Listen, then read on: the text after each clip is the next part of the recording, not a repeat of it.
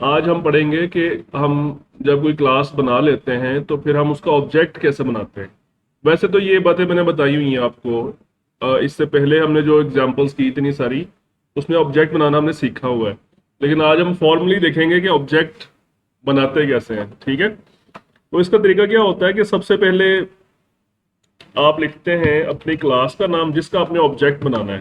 For example class कौन सी है, ये है पर्सन। ठीक है, ये अभी क्लास आ गई, उसके बाद आप ऑब्जेक्ट का नाम लिखेंगे जो भी आप नाम रखना चाहते हैं। फॉर एग्जांपल मैंने इसका नाम क्या रख दिया, पी। तो ये ऑब्जेक्ट बनाने के दो स्टेप्स होते हैं, ये आपने पहला स्टेप परफॉर्म कर लिया। ठीक है, इसको हम कहते हैं ऑब्जेक्ट डिक्लेरेशन। इसमें डिक्लेरेशन वाले स्टेप में क्या होता है कि इसको, इस ऑब्जेक्ट को कोई मेमोरी नहीं मिलती, इसको नो मेमोरी एलोकेटेड। ठीक है, बल्कि जस्ट एक वेरिएबल डिक्लेयर हो जाता है। कंपाइलर को हम एक मतलब उसको एक अनाउंसमेंट करते हैं कि एक वेरिएबल है, उसका नाम पी है और वो इस टाइप का है। ठीक है, लेकिन अगर आप इसको मेमोरी एलोकेट करना चाहते हैं, इनिशियलाइज करना चाहते हैं, तो फिर आप क्या करते हैं, ऑब्जेक्ट का नाम लिख के इक्वल टू न्यू। न्यू का जो कीवर्ड है ये क्या करता है, इसको मेमोरी में जगह लेके देता है, इसको ऑब्जेक्ट को जितनी उसकी जगह बनती है उतनी जगह उसको लेके देता है। ठीक है, न्यू लिखिए, उसके बाद फिर आप क्लास का नाम लिखेंगे जो भी क्लास है। फिलहाल तो ये मैं नेम स्पेस का नाम साथ में ऐड कर रहा हूं। तो अगर आप ये यहां पे आप लिख देना यूजिंग, आगे आप नेम स्पेस कौन सा था, ये है ना। अगर आप ऐसा कर देते हैं तो फिर आपको ये नेम स्पेस जगह जगह लिखने की जरूरत नहीं पड़ेगी, जस्ट क्लास का नाम लिखे आप। समझ आ रही बात? तो ये क्लास का नाम लिखिए, उसके बाद आप ओपनिंग क्लोजिंग ब्रैकेट। ये जो ओपनिंग क्लोजिंग ब्रैकेट होती है ना, ये बेसिकली आप जानते ही, ये लगाई जाती है किसी फंक्शन कॉल के साथ लगाई जाती है। Opening closing bracket, round brackets किसी फंक्शन कॉल के साथ लगाई जाती है। और यहां पर भी एक फंक्शन कॉल हो रहा है। अब अगर आप इस पर्सन क्लास को देखें तो ये हमने बनाई थी कल क्लास पर्सन। उसमें ये गेट एज का हमने गेटर फंक्शन बनाया था और एक सेट एज का हमने सेटर फंक्शन बनाया था। और ये हमारा एक था एट्रीब्यूट या प्रॉपर्टी थी। तो इसके अलावा तो हमने कोई फंक्शन नहीं यहाँ पे बनाया था ना। तो लेकिन एक और फंक्शन इसके अंदर इस वक्त मौजूद है, लेकिन वो आपके लिए विजिबल नहीं है। अब जब भी कोई क्लास बनाते हैं ना, फॉर एग्जांपल मैंने ये क्लास बनाई है पेन, फिलहाल इसमें कोई मैंने प्रॉपर्टी नहीं रखी, ऐसे ही है ना, कोई मेथड नहीं है, कोई प्रॉपर्टी नहीं है, लेकिन कंपाइलर ऑटोमेटिकली इसमें एक फंक्शन ऐड कर देता है, उससे हम कहते हैं कंस्ट्रक्टर, डिफॉल्ट कंस्ट्रक्टर। और वो ऑटोमेटिकली कॉल होता है जब भी आप कोई ऑब्जेक्ट क्रिएट करते हैं, वो विजिबल नहीं होता। ठीक है, वो उस वक्त तक काम करता है जब तक कि आप खुद कोई अपना कंस्ट्रक्टर डिफाइन ना कर ले। कंस्ट्रक्टर डिफाइन करना भी आज हम सीखेंगे कैसे डिफाइन होते हैं। बहरहाल यहाँ पे फिलहाल इसके अंदर एक डिफॉल्ट कंस्ट्रक्टर है इसके अंदर। ठीक है, और यहाँ पर भी है, पर्सन क्लास के अंदर भी है इस वक्त डिफॉल्ट कंस्ट्रक्टर। और ये ऑटोमेटिकली कॉल होता है जब आप कोई ऑब्जेक्ट को न्यू के जरिए इनिशियलाइज करते हैं। ठीक है, कंस्ट्रक्टर्स एक से ज्यादा भी बनाए जा सकते हैं और यहाँ पे पैरामीटर्स भी पास किए जा सकते हैं कंस्ट्रक्टर्स को इन ब्रैकेट्स के अंदर रह के। और वो आज हम देखेंगे पैरामीटर्स कैसे पास होते हैं। तो ये क्या हो रहा है, this is object initialization and memory allocation and call to constructor, call to constructor. And what is constructor? Constructor is the method which is automatically called when an object is created with new keyword. New, ये वाला keyword new, इसकी बात हो रही है। ठीक है, समझ आ रही बात? तो ये दो स्टेप्स के अंदर आपको ऑब्जेक्ट बनाया जाता है। तो लेकिन नॉर्मली हम जब ऑब्जेक्ट बनाते हैं तो हम एक ही लाइन में बना देते हैं, ऐसे लिख के उसके बाद न्यू, आगे क्लास का नाम। ऐसे भी हम दोनों स्टेप्स एक साथ परफॉर्म भी कर सकते हैं। समझ आ गई? तो लेकिन ये भी एक तरीका है, समटाइम ऐसा होता है कि हम जिस टाइम डिक्लेरेशन कर रहे होते हैं ऑब्जेक्ट की, उस टाइम उसको मेमोरी नहीं देना चाहते। प्रोग्राम में आगे जाके कहीं किसी स्टेप पे जाके हम उसको इनिशियलाइज करना चाहते हैं, तो फिर हम उसको ये दोनों स्टेप्स उसके अलग अलग करना हैं। ठीक है, ओके। अब ये आपने ऑब्जेक्ट बना लिया। अब ना इसमें कुछ हम और प्रॉपर्टीज ऐड करते हैं। कौन सी प्रॉपर्टीज? हम इसमें लिखते हैं पब्लिक और public name, string, string type की प्रॉपर्टी, और इसकी प्रॉपर्टी का नाम क्या है? नेम ही है। यानी पर्सन क्लास है ना, तो पर्सन का कोई नाम भी तो होगा ना। तो हमारे पास यूं समझ लें कि अब हमारे पास कितने प्रॉपर्टीज हो गई? दो हो गई हमारे पास। ठीक है, एक हमारे पास डिफॉल्ट कंस्ट्रक्टर है जो विजिबल नहीं है इस टाइम, ठीक है, वो सब क्लासेस के अंदर होता है। और दो हमारे पास गेटर सेक्टर फंक्शन है। ये सारे मेंबर्स हैं इस क्लास के। इसमें टोटल आप यूं समझ लें 4 विजिबल मेंबर्स हैं इस टाइम इस क्लास के। ठीक है, ये क्या है? ये है इसकी प्रॉपर्टीज और ये गेटर सेटर फंक्शंस। ठीक है, ओके, दो प्रॉपर्टीज हो गई। अब जो जो आपने प्रॉपर्टीज बनाई है ना, उनको आप यहाँ पे ऑब्जेक्ट का नाम लिख के डॉट लगा के उन सारी प्रॉपर्टीज को यहाँ पे एक्सेस कर सकते हैं। जैसे ये है ना नेम, तो हम यहाँ पे नेम लिख के आगे उसको कोई वैल्यू दे सकते हैं। फॉर एग्जांपल मैंने अपना नाम दे दिया। ठीक है, और हम कहीं और भी इसी तरीके से हम इस प्रॉपर्टी को यूज कर सकते हैं। ठीक है, मतलब ये बताने का मकसद ये कि प्रॉपर्टीज को कैसे एक्सेस किया जाता है ऑब्जेक्ट के थ्रू। अच्छा, एक और बात कि ऑब्जेक्ट सिर्फ एक नहीं बनता, ऑब्जेक्ट आप जितने मर्जी बनाए। क्लास होती है वन टाइम डिफाइन होती है, बाद में चेंजेस भी की जा सकती है उसके अंदर, लेकिन ऑब्जेक्ट्स उसके आप जितने चाहे बनाए। ठीक है, यानी आप यहाँ पे लिखे पर्सन P2, ये आ गया, दूसरा पर्सन आ गया, इसी तरह तीसरा पर्सन आ गया। ठीक है, और इवन के ऑब्जेक्ट्स की एरेज भी बनाई जा सकती हैं। अब ठीक हो गया सिंटैक्स। ठीक है, तो अब आप इसको इंडिविजुअली एक्सेस कर सकते हैं इस तरीके से। x of 0 is equal to x of 0 dot आगे उसके जितने भी मेंबर्स हैं। अब ये 10 ऑब्जेक्ट्स बन गए आपके पास, x of 0, x of 1, x of 2 से लेकर x ऑफ 9 तक। और हर ऑब्जेक्ट की प्रॉपर्टीज को आप अलग अलग एक्सेस कर सकते हैं। ठीक है, हर किसी को अलग अलग मेमोरी स्पेस मिलेगी। ठीक है, ये बात क्लियर होगी? ओके, ऑब्जेक्ट हमने पढ़ लिया कैसे होता है। फिर हम देखते हैं मेथड्स क्या होते हैं। मेथड्स मैंने आपको बताया था कि किसी भी क्लास के जो एक्शंस होते हैं, जो वो एक्शन परफॉर्म कर सकते हैं, उसे हम उसके मेथड्स कहते हैं। ठीक है, तो वैसे तो ये दो मेथड्स ऑलरेडी बने हुए हैं, लेकिन ये स्पेशल मेथड्स हैं। इसको हम कह सकते हैं getter and setter functions. Method भी कह सकते हैं, फंक्शन भी कह सकते हैं। ठीक है, अब यहाँ पे उसने एक फंक्शन बनाया है पब्लिक वॉइड से हेलो। ठीक है, हम भी ये बना देते हैं। फंक्शन बिल्कुल वैसे ही बनाना है जैसे आप ऑलरेडी आपने पढ़ा हुआ है। यानी सबसे पहले उसका एक्सेस मॉडिफायर, उसके बाद उसका जो रिटर्न टाइप है वो, उसके बाद उसका नाम। फॉर एग्जांपल उसका नाम क्या है? से हेलो। ठीक है, यहाँ पे हम लिख देते हैं कंसोल डॉट राइट लाइन, और यहाँ पे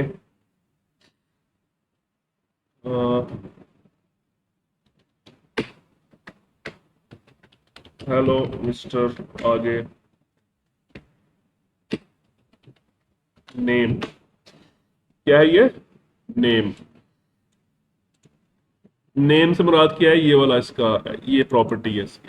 जो भी नेम की वैल्यू होगी वो यहाँ पे आ जाएगी। ठीक है, अच्छा, अब हम इससे कुछ बनाते हैं। ये ऑलरेडी बने हुए हैं ना ऑब्जेक्ट्स। पी का नेम तो मैंने दिया हुआ है, और P2 का भी नाम दे देता हूँ। For example P2 is Ali, और P3 dot name is Usman. ठीक है, और यहाँ पे भी मैं इससे कुछ ऑब्जेक्ट्स को दे देता हूँ नाम। For example Umar. ठीक है, x ऑफ 1 डॉट नेम। समझ आ रही है? अब ये मैंने इतने सारे ऑब्जेक्ट्स डिफाइन कर लिए। एक P के नाम से है, एक P2 के नाम से है, एक P3 है, फिर x ऑफ 0 है, x ऑफ 1 है। अब इन सब के ऊपर मैं वो फंक्शन कॉल करता हूँ। कौन सा फंक्शन? से हेलो, ये वाला फंक्शन भी आपने वैसे ही कॉल करना है जैसे प्रॉपर्टी को आप एक्सेस करते हैं। लेकिन डिफरेंस क्या है? वहां पे एंड पे ये ओपनिंग क्लोजिंग राउंड ब्रैकेट्स आएंगी। ठीक है, P2 डॉट से हेलो, देखिए सबके ऊपर ये फंक्शन कॉल होगा। क्लास वन टाइम डिफाइन होती है, उसके बाद आप उसके जितने मर्जी ऑब्जेक्ट्स बनाएं और सारे ऑब्जेक्ट्स उस फंक्शन को यूज कर सकते हैं, लेकिन हर कोई अपने अपने वैल्यूज को यूज करेगा। फॉर एग्जाम्पल अगर P के ऊपर ये फंक्शन कॉल हो रहा है ना, तो P अपने वाले नेम को यूज करेगा। P2 के ऊपर ये फंक्शन कॉल होगा तो P2 अपने वाले नेम को यूज करेगा। ठीक है, समझ आ रही? ओके, P3 और इसी तरह से x ऑफ 0 और x ऑफ 1। ओके, अब हम इसको रन करके देखते हैं।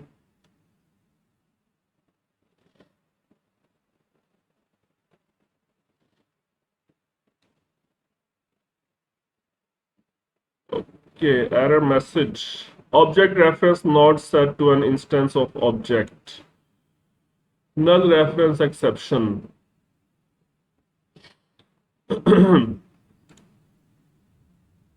ये जो x ऑफ 0 है ना, इसको पहले हमें इनिशियलाइज करना पड़ेगा इस तरह से, x of 0 is equal to new person. ठीक है, इसी तरह इस x ऑफ 1 को भी हमें पहले इनिशियलाइज करना पड़ेगा, फिर ये चलता। ये सारे नाम प्रिंट हो गए। क्लियर? आपको फंक्शन कॉल करना समझ आया, फंक्शन कैसे बनाएंगे क्लास के अंदर। और आप ये देखें, हर जो ऑब्जेक्ट है वो अपने अपने डेटा को यूज कर रहा है। फंक्शन सेम है, से हेलो, लेकिन वो डेटा हर ऑब्जेक्ट का अपना अपना यूज हो रहा है। समझ आ रही है? फंक्शंस बनाते हुए आप उसको एज यूजुअल जैसे आपने पढ़े थे ना फंक्शंस, आप उसको पैरामीटर्स भी दे सकते हैं। यहाँ पे आप रिटर्न टाइप भी अपनी मर्जी से चेंज कर सकते हैं, और सारी जो चीजें पढ़ी थी सारी यहाँ पे अप्लाई होती हैं।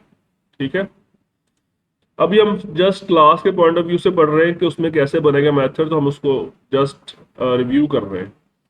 Next topic is events.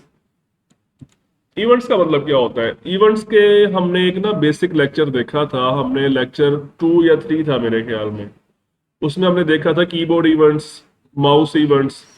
Keyboard events में था की डाउन, की अप वगैरह, और माउस डाउन में क्या, माउस के थे mouse down, mouse up, mouse move वगैरह। जी, तो इवेंट्स से मुराद किसी ऑब्जेक्ट का कोई स्पेसिफिक ऐसा टाइम होता है जब उसने कोई खास एक्शन परफॉर्म करना होता है। कोई ऐसा टाइम, इवेंट का लफ्जी मतलब होता है कोई मौका। ठीक है, कोई ऐसा टाइम जिस पे उस ऑब्जेक्ट ने कोई खास एक्शन परफॉर्म करना है।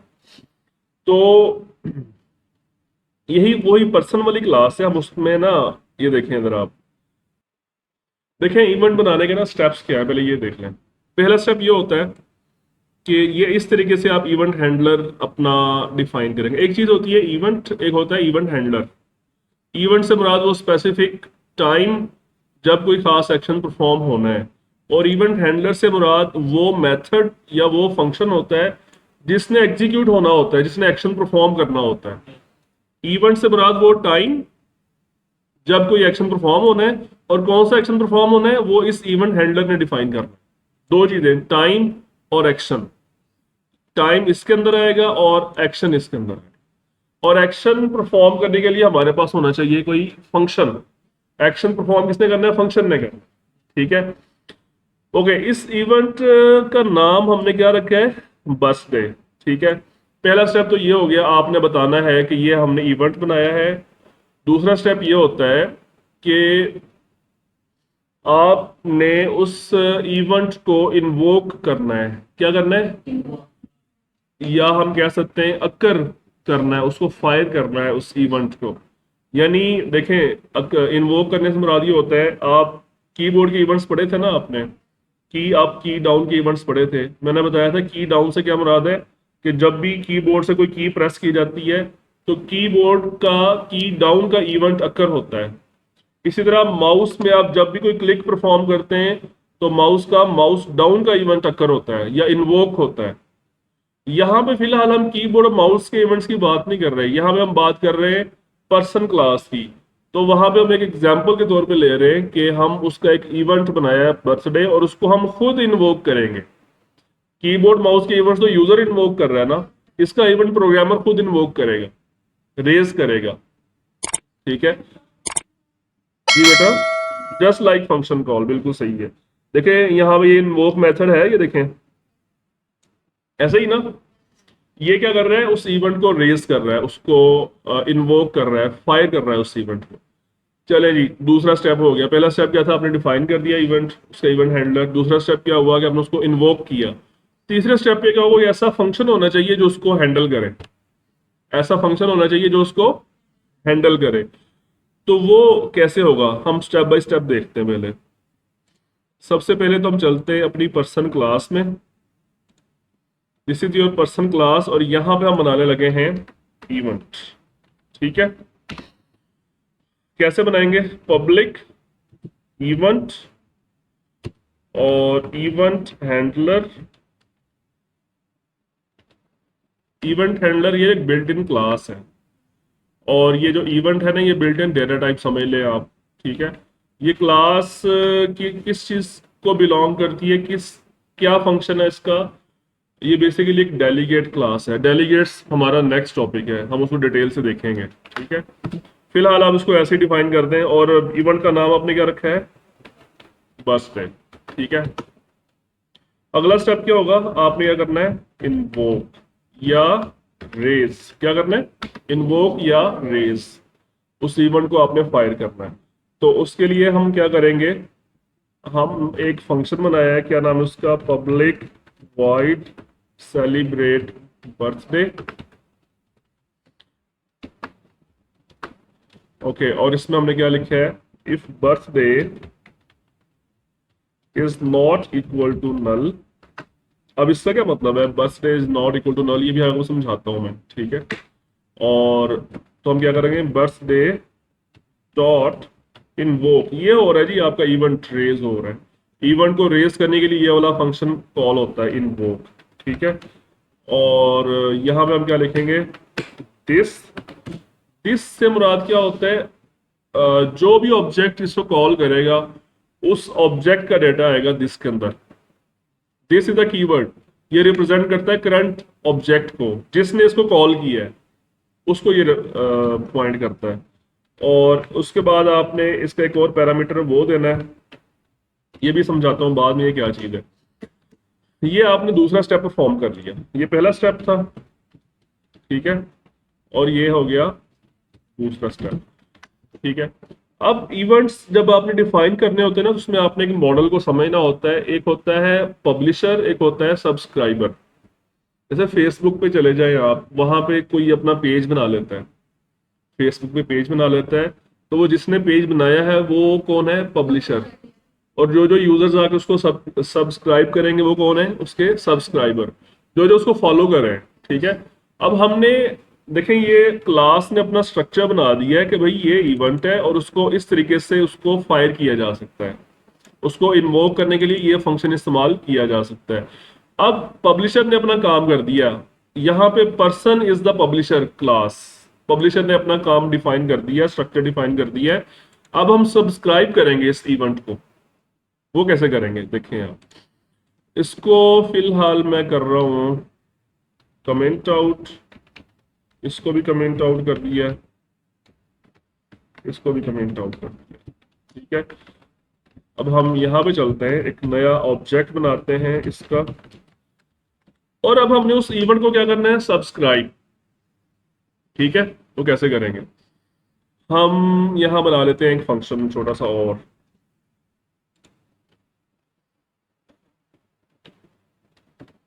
हम कहते हैं स्टैटिक वॉइड, और हम यहाँ पे लिखते हैं पर्सन अंडरस्कोर बर्थडे, ये नाम जो मर्जी रख लें आप। उसके बाद ऑब्जेक्ट सेंडर और इवन, ये मैं क्या बना रहा हूँ, ये मैं सब्सक्राइबर फंक्शन बना रहा हूँ उसका। ठीक है, अभी ये देखते हैं कैसे चलेगा। ये हमारा सब्सक्राइबर फंक्शन बन गया, ये हमारा एक्चुअल हैंडलर है जिसने रन होना है उस इवेंट के अक्कर होने पे, ये हमारा वो फंक्शन है। मैं यहाँ पे लिख देता हूँ सब्सक्राइबर फंक्शन। ठीक है, अब हमने ये जो ऑब्जेक्ट बनाया ना, पी के नाम से जो ऑब्जेक्ट बनाया है, हमने इस ऑब्जेक्ट को इस फंक्शन के साथ जोड़ना है। कैसे जोड़ेंगे, हम उसको बताएंगे। कि भाई ये जो पी ऑब्जेक्ट है ना, इसका एक इवेंट है, उस इवेंट का नाम क्या है, बर्थडे। उसके जो इवेंट हैंडलर है ना, वो कौन सा है, जो मैं अपना जो इवेंट हैंडलर कौन सा दे रहा हूं, ये वाला दे रहा हूं, ये वाला इवेंट हैंडलर उसको दे रहा हूं मैं। ये मतलब है इसका। ठीक है, दो स्टेप्स तो ये हो गए थे कि आपने क्या किया, इवेंट डिफाइन किया, उसका इन्वोक का मेथड बनाया। तीसरा स्टेप क्या हुआ कि आपने सब्सक्राइबर फंक्शन डिफाइन किया। ये सब्सक्राइबर फंक्शन कहाँ पे जाकर डिफाइन करेंगे, जिधर आपने ऑब्जेक्ट बनाना है अपना। ठीक है, स्टेप नंबर 4 ये हुआ आपका कि आपने क्या किया, सब्सक्राइबर फंक्शन को ऐड किया अपने ऑब्जेक्ट के साथ। ठीक है। अब आखिरी स्टेप क्या है, स्टेप नंबर 5, कि अब आपने उस इवेंट को इन्वोक करना है। क्या करना है, इन्वोक करने के लिए क्लास ने हमें एक मेथड दिया हुआ है। कौन सा मेथड दिया है, सेलिब्रेट बर्थडे। तो हम यहाँ पे लिखेंगे पी डॉट सेलिब्रेट बर्थडे। ठीक है।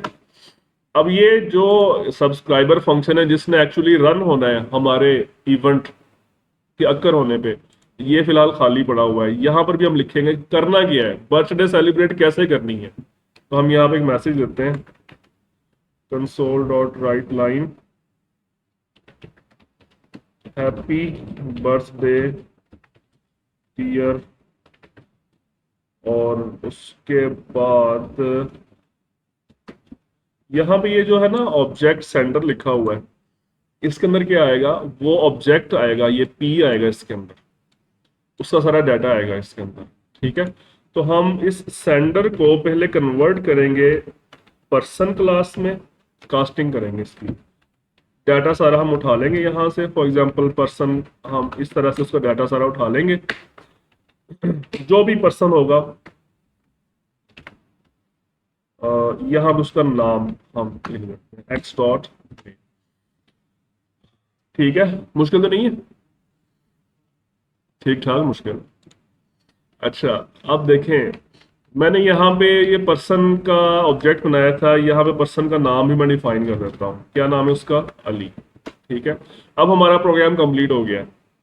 अब इसका जरा फ्लो समझे। ठीक है, ये क्लास थी आपकी, क्लास ने जो फंक्शनैलिटी डिफाइन करनी होती है ना, वो वन टाइम डिफाइन करनी होती है, बार बार नहीं उसको डिफाइन हम उसको चेंज करते। तो सिंपल एक इवेंट बनाया और उसको इन्वोक करने का एक मेथड बना दिया कि अगर कोई इस इवेंट को यूज करना चाहता है तो इस तरीके से उसका ये मेथड कॉल करके उसको इन्वोक कर सकता है। अब जो उसका सब्सक्राइबर है ना, उसको ये इवेंट यूज करने के लिए पहले कोई फंक्शन बनाना पड़ेगा जो उस इवेंट के अकर होने पर रन होगा। फिर उस अगले स्टेप में उस ऑब्जेक्ट के इवेंट को इस फंक्शन के साथ जोड़ना पड़ेगा। अब आपका फंक्शनल कंप्लीट हो जाएगा, फंक्शनैलिटी स्ट्रक्चर कंप्लीट हो जाएगा। अब आप इवेंट को इन्वोक कर सकते हैं।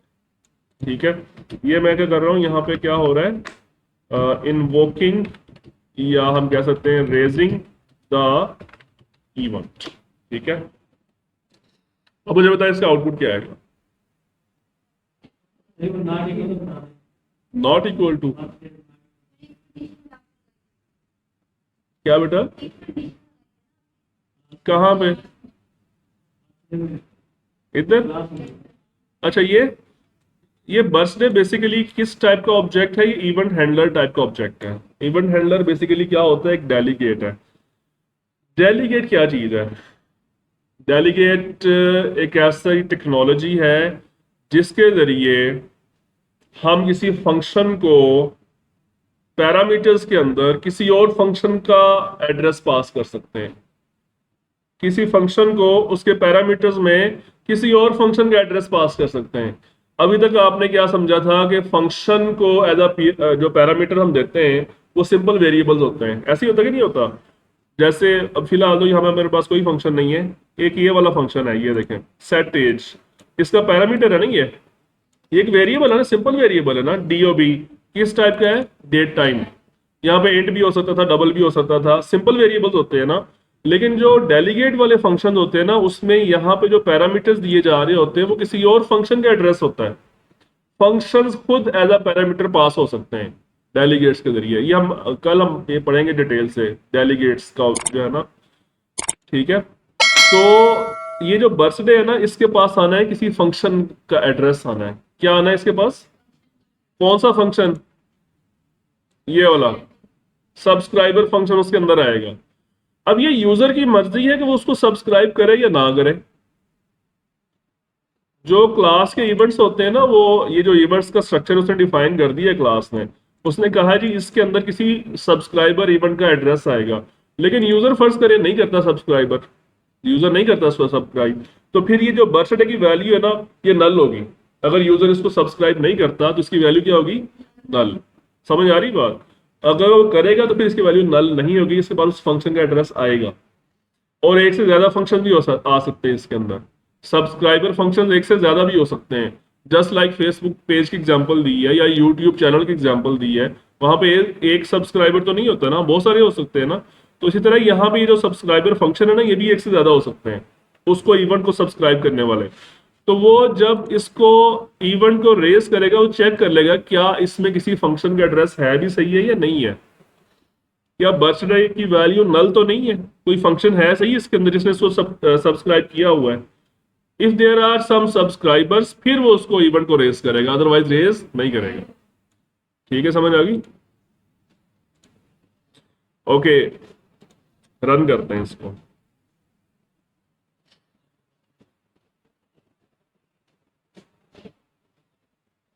Happy birthday dear Ali. तो ये आपका एक्चुअली जो आउटपुट आना है वो सब्सक्राइबर फंक्शन का आउटपुट आना है आपका। ठीक है, लेकिन उस सब्सक्राइबर फंक्शन तक पहुंचने के लिए पहले आपको 4 स्टेप्स परफॉर्म करने पड़े थे, 5 स्टेप्स। ठीक है, तो वैसे नॉर्मली ये इवेंट्स बहुत आगे एडवांस प्रोग्रामिंग के अंदर यूज होते हैं। मैंने प्रोफेशनली सॉफ्टवेयर बिल्ड किए हैं, मुझे आज तक कोई इवेंट बनाने की जरूरत पेश नहीं आई। प्रॉपर्टीज और मेथड्स ही मोस्टली यूज होते हैं, 90%। इवेंट्स बहुत कम यूज होते हैं, लेकिन फिलहाल होते हैं। ठीक है, और ये आपके प्रोग्राम में आसानी पैदा करते हैं। ठीक है, मैं आपको एक और एग्जांपल दे देता हूँ, और नेक्स्ट लेक्चर भी हमारा उसी के ऊपर ही है कि एक स्टॉक एक्सचेंज का नाम सुना है? Stock exchange, Karachi stock exchange. वहां पे डिफरेंट कंपनीज के शेयर्स कम ज्यादा हो रहे होते हैं, उनकी प्रोडक्ट्स की वैल्यूज कम ज्यादा हो रही होती हैं। तो हम ये चाहते हैं कि जैसे यूएसडी की प्राइस है, यूएस डॉलर की प्राइस है, वो भी बड़ी स्पीड से कम ज्यादा हो रही होती है। हम ये चाहते हैं कि जैसे ही उसकी प्राइस बढ़े या कम हो, तो हमारी वेबसाइट पे एक नोटिफिकेशन आना चाहिए, या हमारे कंप्यूटर पे एक नोटिफिकेशन आना चाहिए। तो हम यहाँ पे इवेंट हैंडलिंग परफॉर्म करेंगे कि जैसे ही उसकी प्राइस बढ़े या जैसे ही उसकी प्राइस कम हो, this is the event. Price बढ़ना, ये कम होना, ये क्या है? इवेंट। साथ ही हमें नोटिफिकेशन आना चाहिए। तो नोटिफिकेशन आने वाला जो प्रोसेस है वो क्या है? एक्शन। प्राइस बढ़ना, कम होना, this is the event, this is the time. और उसके बिहाफ पे कोई एक्शन परफॉर्म होना, वो एक्शन है उसका, वो मेथड है। तो ये नेक्स्ट हमारा टॉपिक यही है, इवेंट्स एंड डेलीगेट्स। उसको हम डिटेल से देखेंगे इंशाल्लाह। ठीक है, एनी क्वेश्चंस? चलो ठीक है।